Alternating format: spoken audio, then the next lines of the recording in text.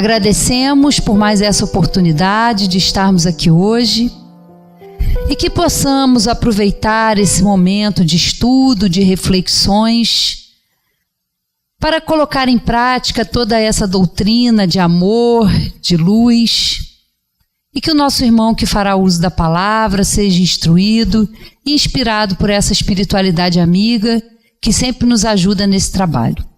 Graças a Deus e que assim seja. Com vocês, Rogério. Boa noite a todos. Eu gosto sempre de enfatizar que é um prazer muito especial. Eu fico ansiando e aguardando o mês inteiro, porque o meu normalmente é sempre o último domingo do mês. Então eu fico ali durante o mês todo ansiando a chegada desse dia, e eu tenho, diferente dos meus colegas que falam na casa, né? Eu tenho a bagagem de pegar todas as palestras do mês e fechar o mês, né? De repente eu uso muito do que eles dizem, do que eles trazem para a gente. Então é uma posição bastante confortável, essa de falar no último domingo. Quero agradecer a presença de vocês, realmente a todos os domingos, né? A gente vê muitas pessoas que me parecem, pelo menos, que estão vindo pela primeira vez.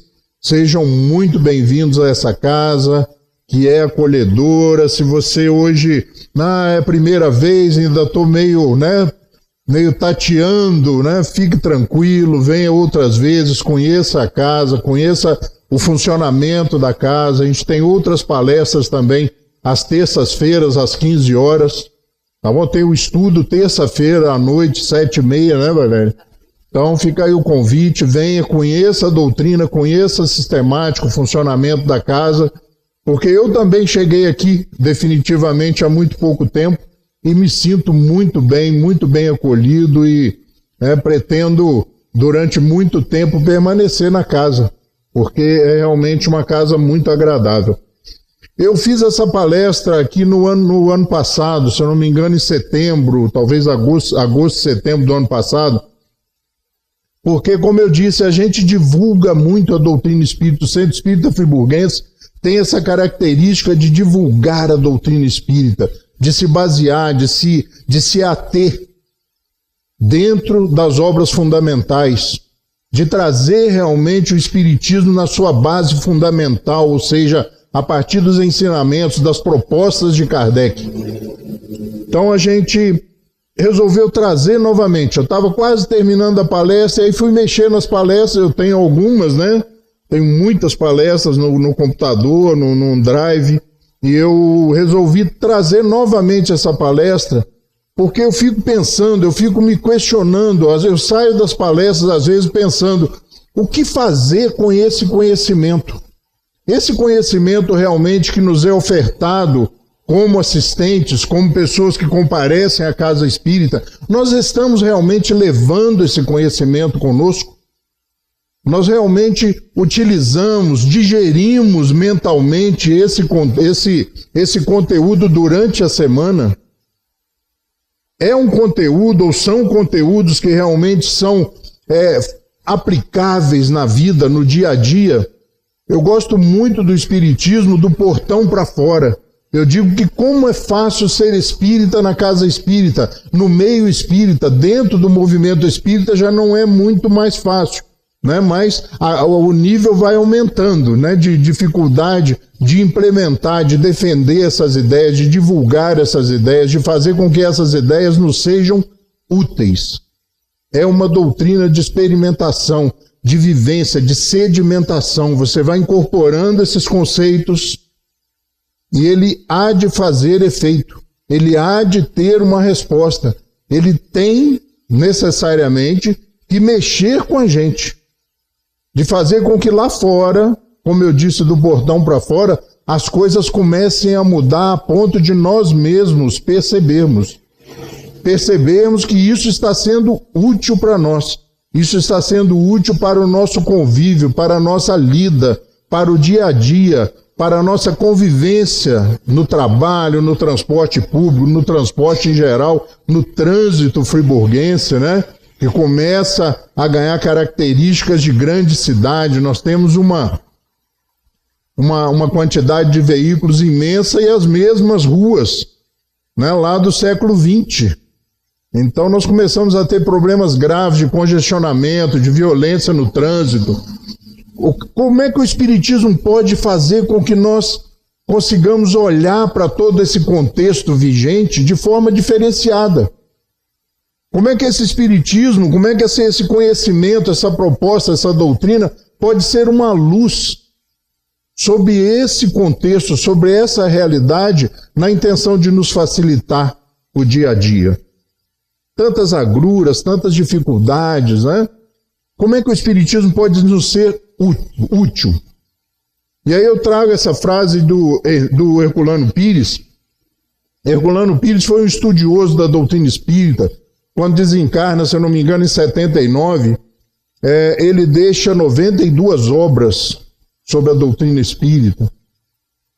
É uma pessoa assim, a certo ponto, foi até um pouco temida dentro do movimento espírita, né? Uma vez perguntaram a ele, mas professor, por que o senhor não quer mais fazer palestras ali um pouco antes do seu desencarne? O senhor não quer mais estar recusando, estar declinando de todos os convites para palestrar? Ele disse, meu filho, o movimento espírita tem que retomar um rumo. Nós espíritas temos que voltar a fazer espiritismo de vivos, deixarmos de fazer espiritismo de mortos. Ou seja, cuidar da pessoa enquanto nós estamos encarnados. É uma doutrina, um advento que veio para nós espíritos encarnados, para que nós compreendamos essa sistemática, esse processo, né, de reencarnar. Então ele nos diz assim, se os espíritas soubessem o que é o centro espírita, quais são realmente a sua função e a sua significação, o espiritismo seria hoje o mais importante movimento cultural e espiritual da Terra. Olha que frase, gente. Isso lá no século XX, lá na década de 70, talvez. Se os espíritas soubessem o que é o centro espírita, quais são realmente a sua função e a sua significação, o espiritismo seria hoje o mais importante movimento cultural e espiritual da Terra. É muita responsabilidade. Será que realmente o espiritismo tem toda essa bagagem? Tem todo esse conteúdo? Tem. Ele muda a minha vida. Eu já brinquei aqui em outras palestras, né, que lá pelos 18, 19 anos, um pouco antes talvez, tinha tudo para dar errado. E ali no começo, ali nos 20 e poucos anos, ali eu conheço a doutrina espírita e realmente olhando para trás hoje sobre a ótica, sobre as luzes do espiritismo, eu vejo que mudou o rumo da minha vida. Mudou as minhas decisões, mudou a minha forma de caminhar, a minha forma de enfrentar a vida. Eu sou o que sou hoje, muito graças ao conhecimento que eu adquiri estudando a doutrina espírita. E essa doutrina, que muitas vezes nós nos retemos ali, ou nos contemos dentro de uma certa comodidade. Eu só gosto de estudar o Evangelho. Olha, eu não tiro o Evangelho da minha cabeceira. O Evangelho segundo o Espiritismo.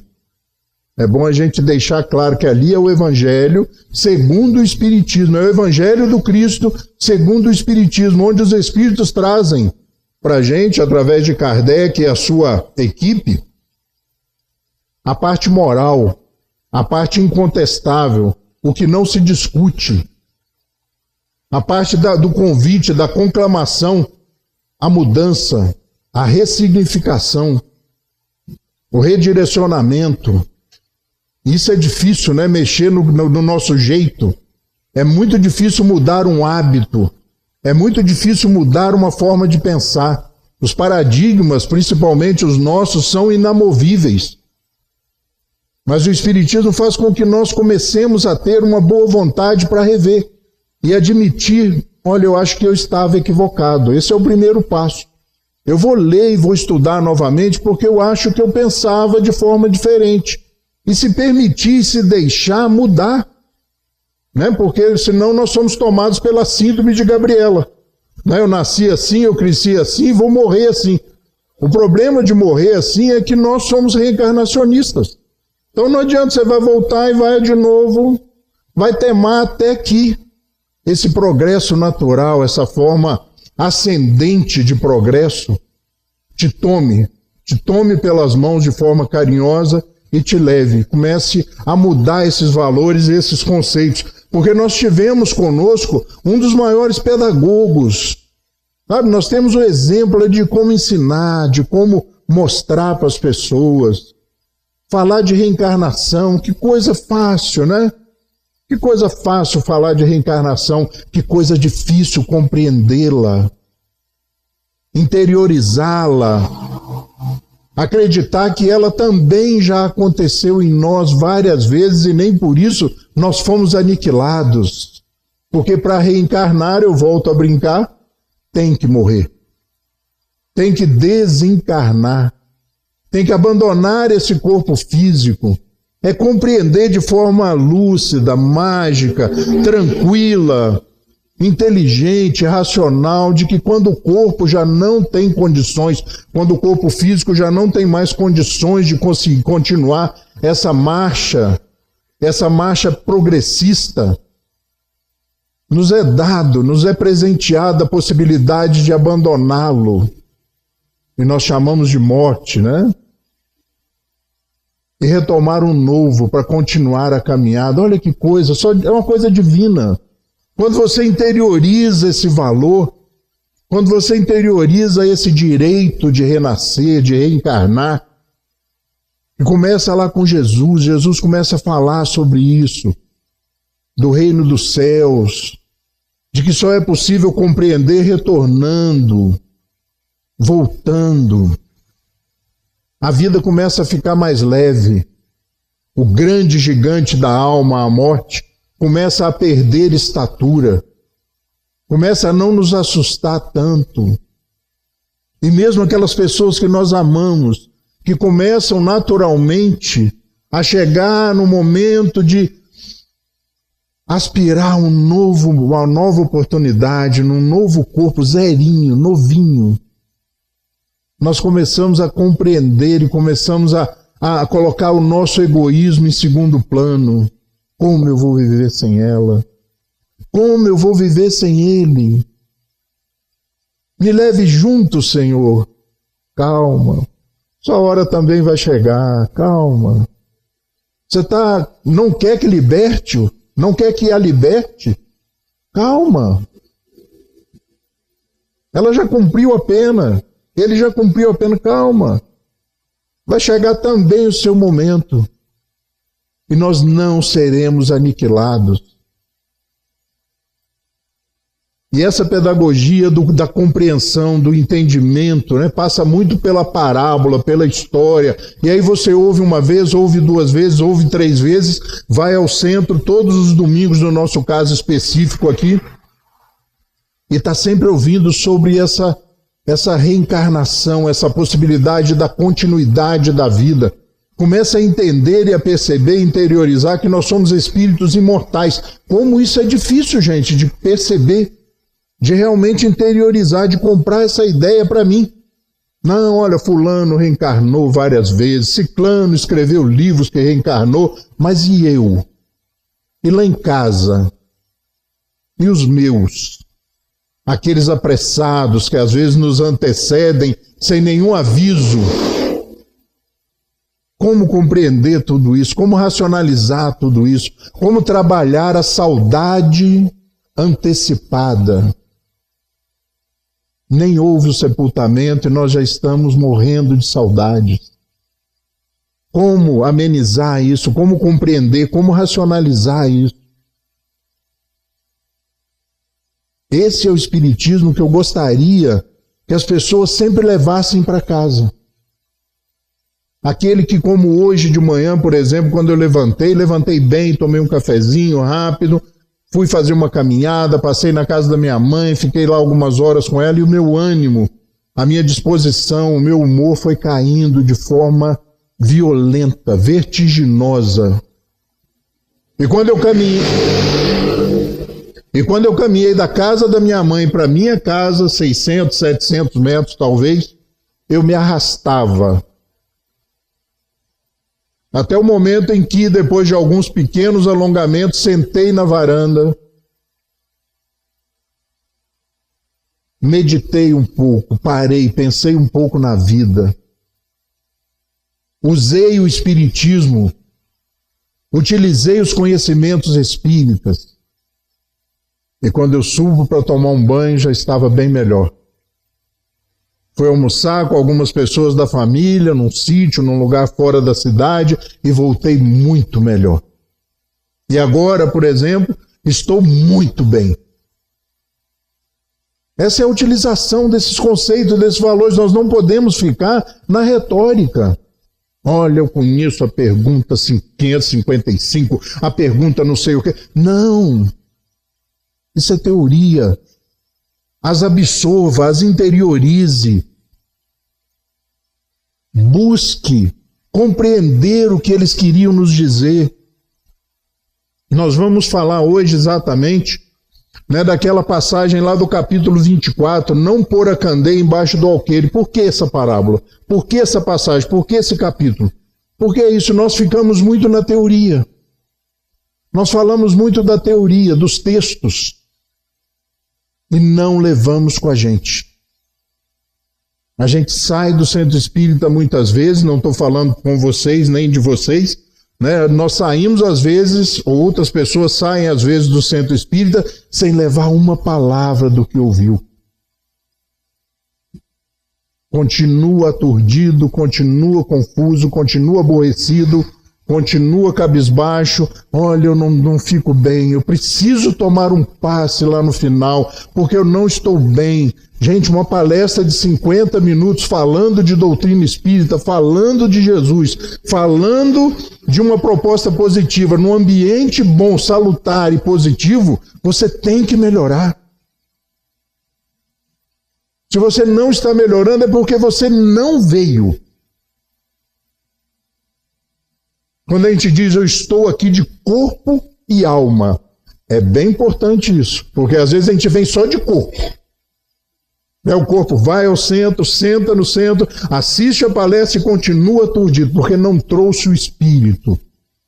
Continuou naquele mesmo ambiente mental, naquela mesma psicosfera. Permitiu que o amigo espiritual ficasse ali no portão, te aguardando para quando sair.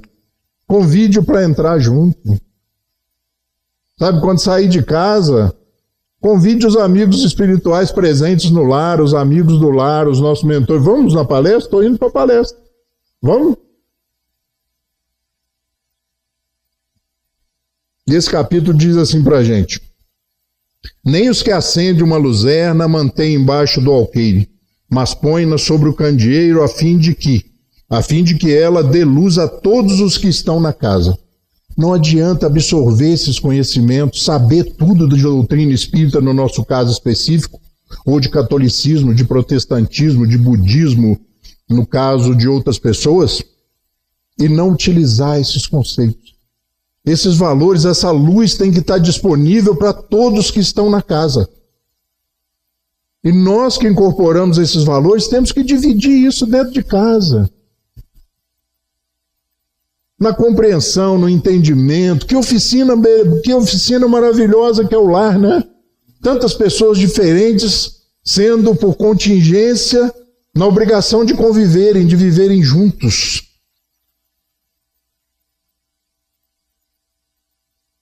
Disponibilizar essa luz, colocar essa luz no alto. Eu sei.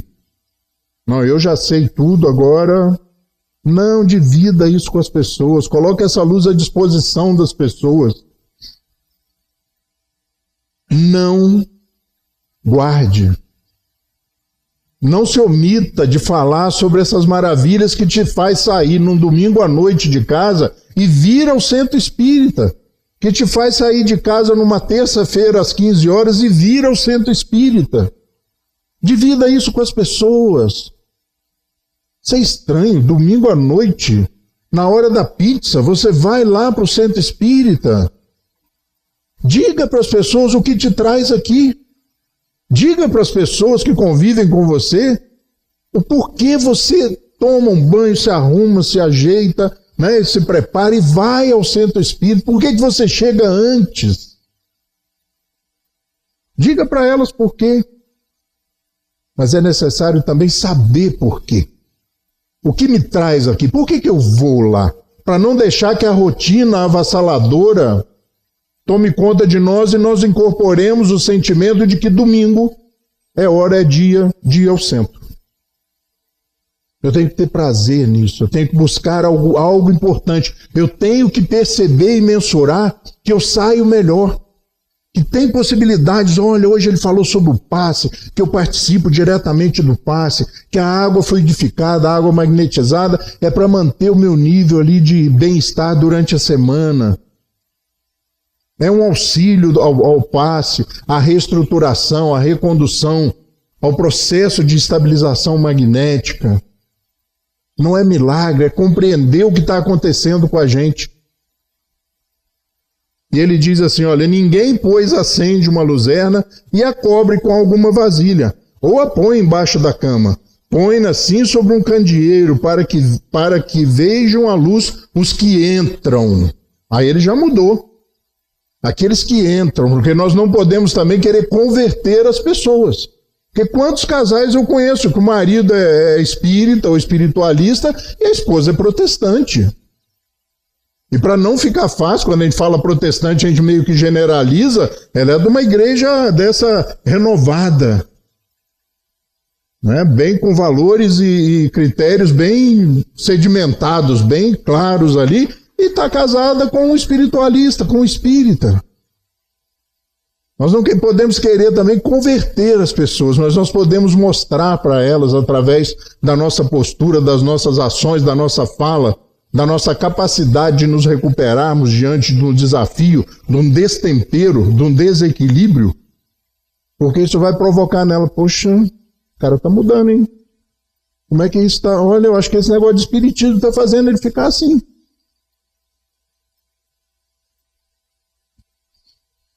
Porque não há coisa encoberta que não haja de ser manifestada, nem escondida que não haja de saber-se e fazer-se pública. Ou seja, vai chegar uma hora que a sobrevivência do espírito vai ser mais difundida, porque se vocês observarem, todas as religiões espiritualistas acreditam na sobrevivência do espírito. O problema é a destinação, é o que acontece depois,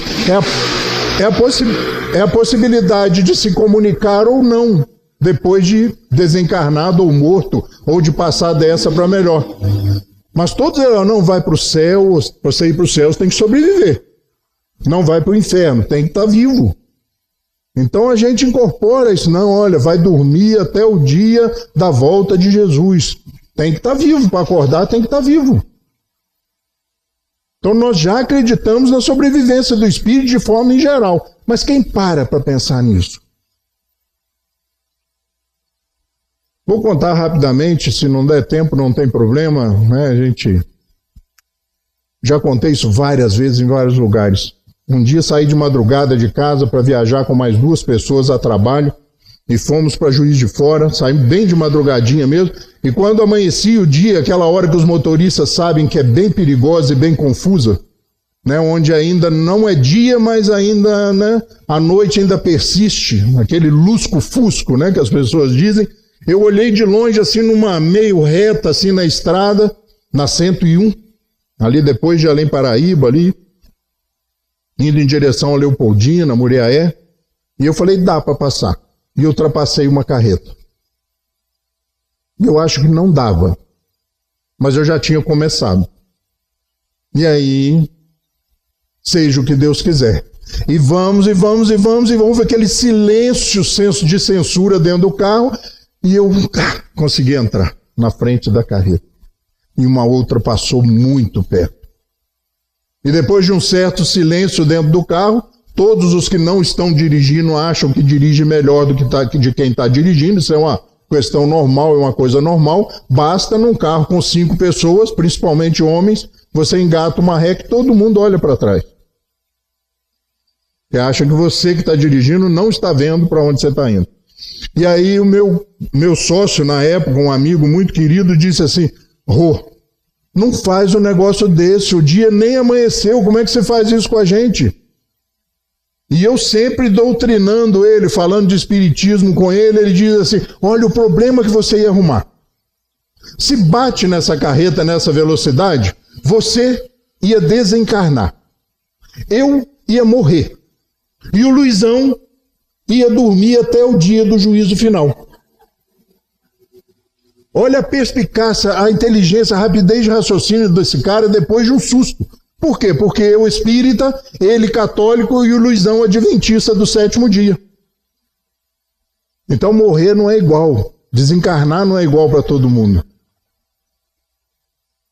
Porque essa luz, sabe, que a doutrina espírita traz para a gente, ela calma, ela acalenta, ela dá uma coisa boa na gente. E ele diz assim, e chegando-se a eles, os discípulos lhe disseram, vieram a Jesus, né, e disseram para ele, por que razão lhes fala tu por parábolas? Por que você conta histórias?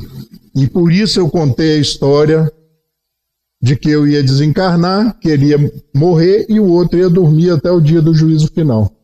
Por que se conta histórias? Se você realmente veio de corpo presente, né, de corpo e alma, aliás, desculpem, de corpo e alma, daqui a anos você vai lembrar dessa história. Por isso Jesus fala e falou por parábolas. Por que razão lhe falas tu por parábolas? Ele respondendo lhes disse, porque a vós outros vos é dado saber os mistérios do reino dos céus. Se você conversa entre espíritas, você fala de uma forma. Se você faz uma palestra e percebe rostos novos, pessoas neófitas que estão chegando hoje, você tem que mudar a abordagem. Que talvez a pessoa nunca ouviu falar em reencarnação, nunca ouviu falar em espiritismo, veio pela primeira vez, estava em pé ali na porta e quando a Ângela chegou disse, eu posso entrar? Ou seja, não sabe nem que o acesso é livre. Então nós temos que ter esse cuidado, e Jesus tinha esse cuidado. Com vocês que estão do meu lado, que conhecem, eu falo já de coisas mais sólidas, de alimentos mais consistentes, mas com eles é melhor contar histórias que faz com que eles pensem, com que eles repitam, com que eles cheguem em casa e falem, vou te contar uma história boa que o orador contou lá hoje, e aí conta a história.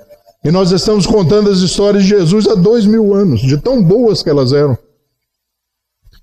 Mas a eles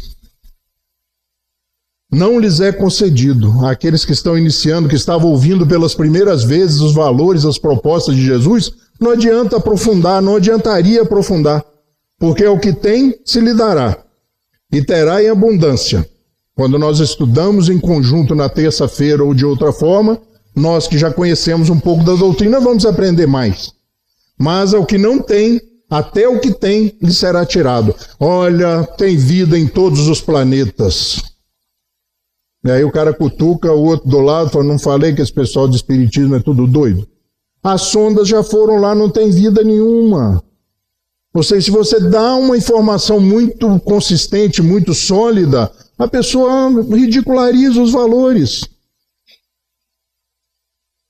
Porque não compreende, porque faltam as bases. E aí quando eu falei lá atrás, eu vou resgatar o Evangelho segundo o Espiritismo, que não foi à toa que eu disse dele, é necessário que você comece pelo começo. O que é o Espiritismo, o livro dos Espíritos, o livro dos Médiuns. E aí quando você chegar no Evangelho, você fala, nossa, que diferente.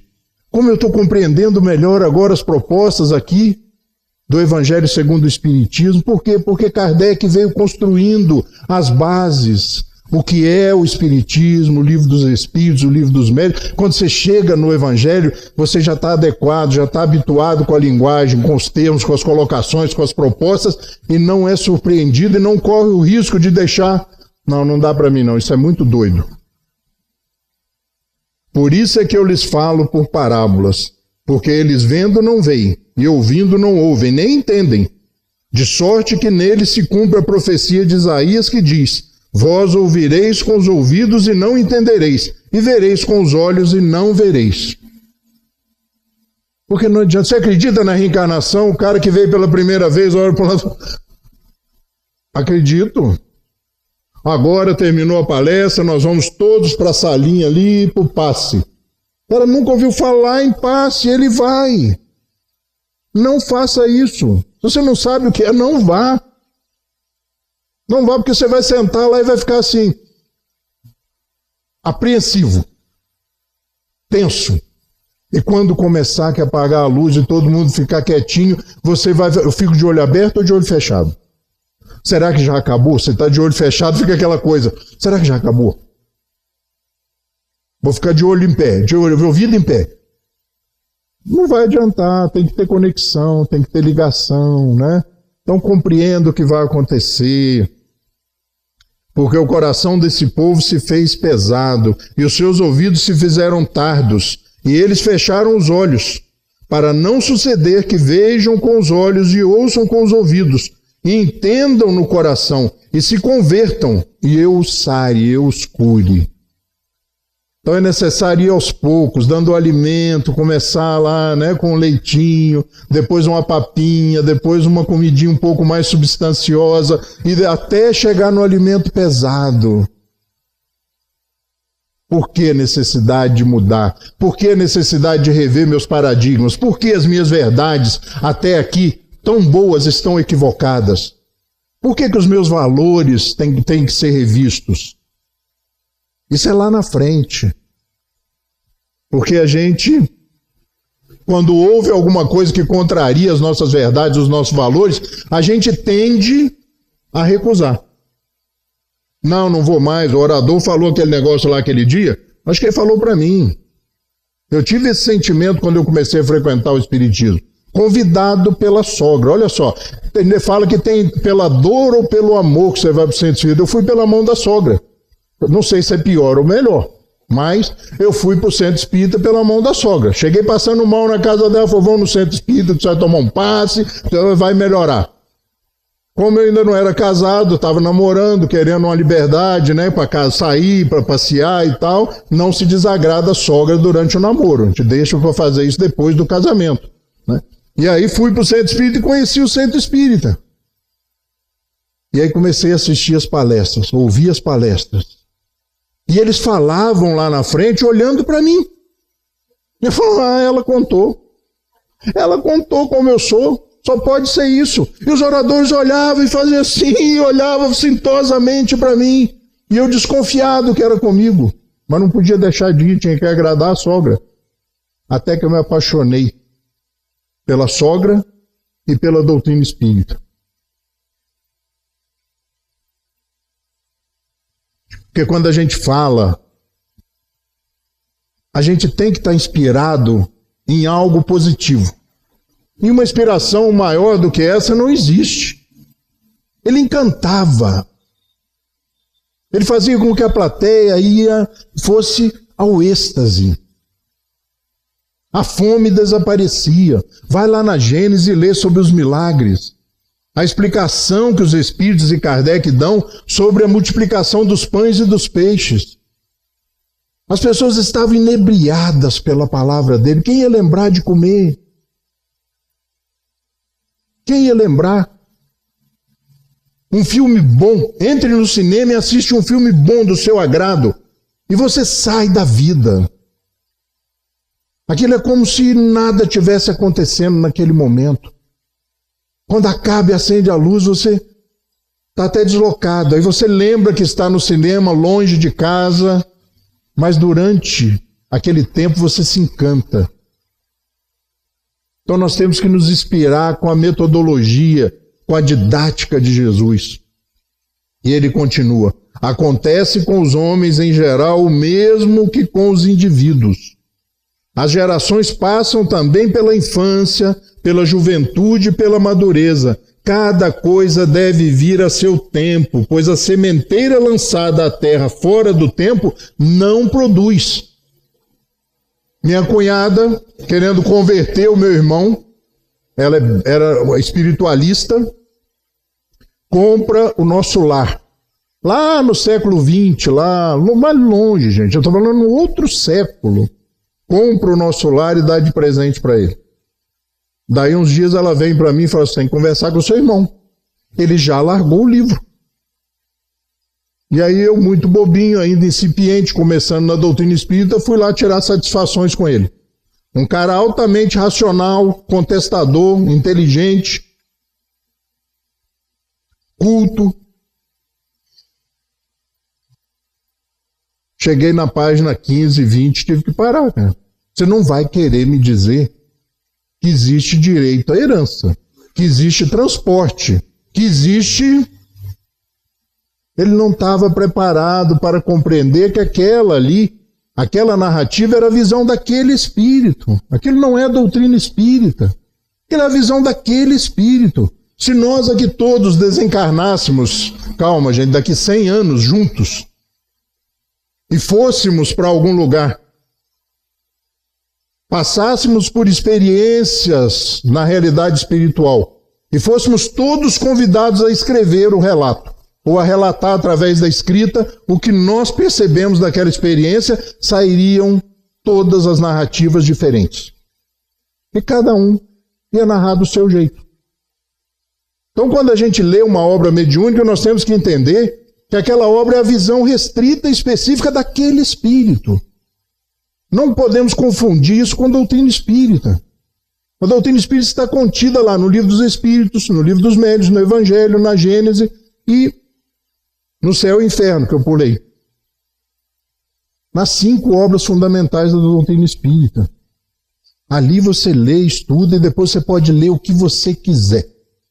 Pode ler o que você quiser, não tem perigo. Você vai estar preparado para dizer se é bom ou se é ruim. Porque tem muita coisa ruim no mercado literário fazendo ou pegando carona no espiritismo. Mas muita coisa ruim. E é um processo de educação. A doutrina espírita é um processo de educação. Se hoje eu falo mais ou menos do jeito que eu falo, né, há 30 anos atrás eu falava muito pior. Então meu vocabulário aumentou, minha capacidade de raciocínio aumentou, minha possibilidade de dedução, de conexão, de estruturação das frases, melhorou muito em função do espiritismo. O espiritismo é educação. Fiquei mais comedido. Fiquei mais educado, mais polido. Nossa senhora, eu imagino como é que era então, hein? Porque no centro espírita é fácil, é gordinho, simpático, olha que coisa. Vá conviver comigo, né? Vá trabalhar no Lar Abrigo Amor a Jesus. Se a providência, portanto, na sua prudente sabedoria não revela a verdade, senão gradualmente, é que a vai sempre desvelando à medida que a humanidade amadurece para recebê-la. Ela mantém a luz em reserva e não embaixo do alqueire, mas os homens que a possuem, em geral, só ocultam do vulgo com a intenção de dominá-lo. Está passando mal? Vem aqui que eu vou te aplicar um passe e você vai melhorar. Na realidade, eu falo assim, vem cá que eu vou te ensinar como melhorar. E eu já mostrei para vocês como uma das possibilidades de melhorar. Eu cheguei às 10 horas em casa pronto para morrer. Nem era para desencarnar, era para morrer. E aí eu sentei na varanda. Respirei, porque a gente às vezes para de respirar. Respira só o suficiente para não morrer asfixiado. Né? Boca aberta. Aquela coisa, né? Aquela múmia, né? E aí, respirei, dei uma ativada, racionalizei o que poderia estar acontecendo. Meu humor, às vezes, muda muito repentinamente. E melhorei. Preciso tomar um passe? Não, melhorei. Então, ensinar as pessoas... eu vou no centro espírita, olha, rapaz, eu vou no centro espírita, quando eu chego em casa eu chego muito bem. Olha, eu vou no centro espírita no domingo, a noite de domingo para segunda é a melhor da semana, eu durmo igual... O pessoal costuma dizer que dorme igual uma pedra, né? Não sei se é bom ou se é ruim.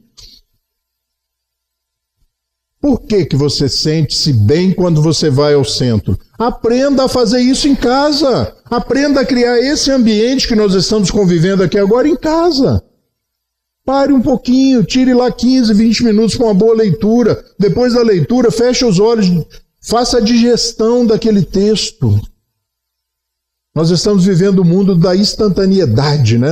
Das mensagens rápidas.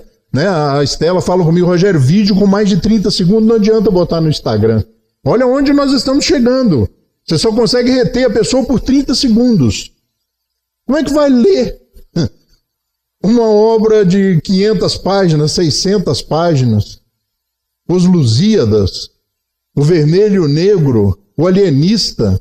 Como? Porque as pessoas vieram construindo, nós viemos construindo muros.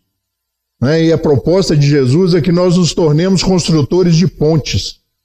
Porque a construção de muros demonstra essa capacidade que nós temos de, às vezes, nos restringir à imbecilidade.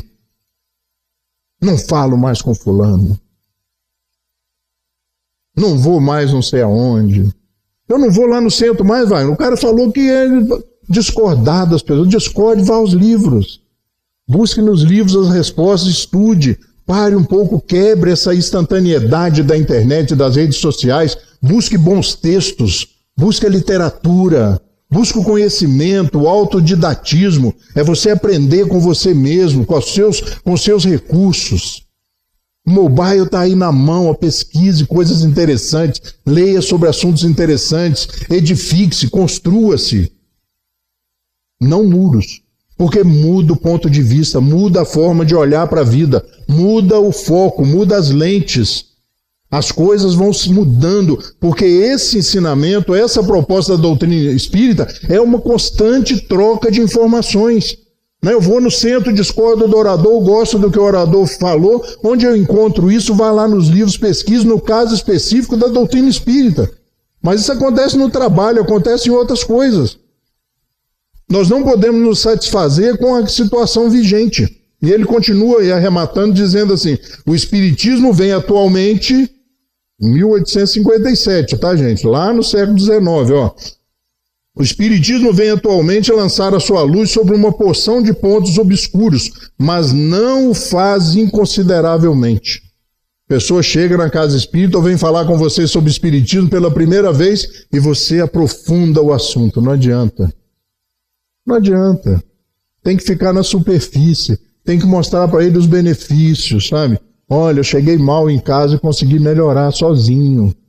Olha, se eu de tarde eu chego em casa, paro um pouquinho na garagem, ouço uma música, respiro, para não correr o risco de entrar em casa e maltratar as pessoas que eu amo. Porque eu venho da rua azedo. Eu venho da rua aturdido. Então é preciso se reequilibrar. Isso é ferramenta que o Espiritismo nos mostra. Sabe que as coisas vão acontecendo, aquela sucessão de catástrofes, de problemas, e você vai absorvendo aquilo e não tem como matar ninguém, como bater em ninguém, e você chega em casa e descarrega no cachorro que vai te receber na garagem. Sai pra lá. O cachorro para e fala, mas o que houve? Desde manhã que eu não te vejo, eu estava te esperando aqui o dia inteiro. Todo carro que passava eu pensava que era você que estava chegando. Você é meu amor. Isso para falar do cachorro. Mas qual é o risco de maltratar outras pessoas, né? Outros seres? O livre pensamento eleva a dignidade do homem. Dele faz um ser ativo, inteligente, em lugar de uma máquina de crer. Allan Kardec, Revista Espírita, fevereiro de 1867. O livre pensamento eleva a dignidade do homem. Dele faz um ser ativo, inteligente, em lugar de uma máquina de crer. Creio, acredito porque eu compreendo. Porque eu acredito. Eu sei porque eu acredito. E para a gente já começar a caminhar para o encerramento, Beda é um santo lá da igreja, lá mais da igreja ortodoxa, né? São Beda, ele dizia assim, há 3 caminhos para o fracasso. Não ensinar o que se sabe, guardar o pulo do gato, sabe? Só eu. Quando eu saio de férias, a empresa treme. Porque se basta um computador dar um pau que tem que me ligar. O portão para de funcionar, tem que me ligar. Queima uma lâmpada, só eu que sei qual disjuntor. Cuidado. Cuidado.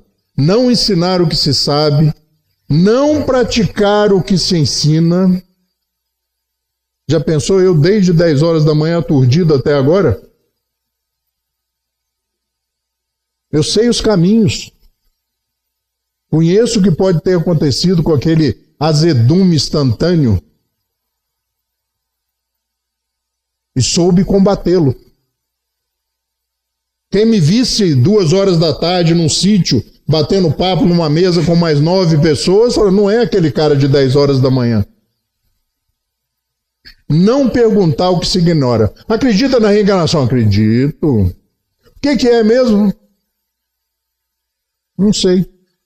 Se você não sabe, busque os livros, converse com as pessoas que sabem, busque o conhecimento. Se eu estou falando só de reencarnação. Então, só para repetir, há 3 caminhos para o fracasso. Não ensinar o que se sabe, não praticar o que se ensina, não perguntar o que se ignora. Mas nós somos seres que buscamos o sucesso, embora o sucesso seja um lugar solitário, isolado, e que desperta sentimentos temerosos. Quando você chega a um certo nível de realizações, cuidado com quem é realmente seu amigo ou quem são realmente seus amigos. E aí a gente muda a colocação do Beda. Há 3 caminhos para o sucesso: ensinar o que se sabe, praticar o que se ensina, perguntar o que se ignora. É só tirar o não. Há 3 caminhos para o sucesso: ensinar o que se sabe, praticar o que se ensina, perguntar o que se ignora. Nós temos que aprender a compartilhar. Nós temos que aprender a dividir. Nós temos os exemplos, sabe? Se não em casa, na família. Na rua eles dividem as coisas. Eles compartilham.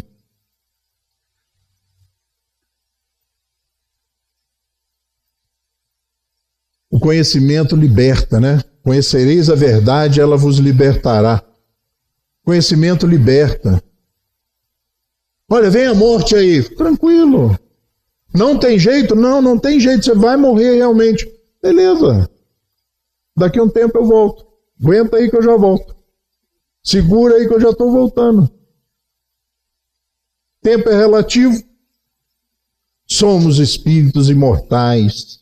Nós temos que trocar a lente, a forma de ver a vida, a forma de encarar as coisas, os problemas, vê-los como desafio. Ah, então você não perde a paciência. Nossa! Ah, então você não fala áspero. Você não é muito.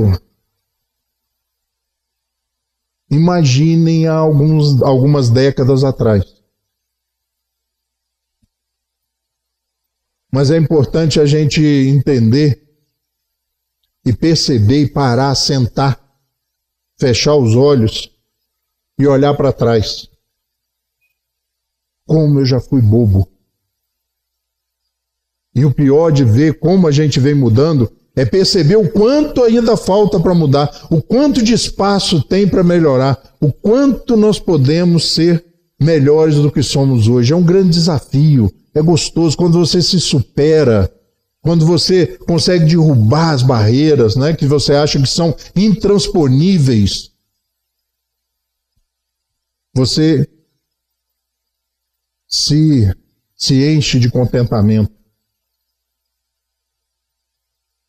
O que eu estou aprendendo está me sendo útil.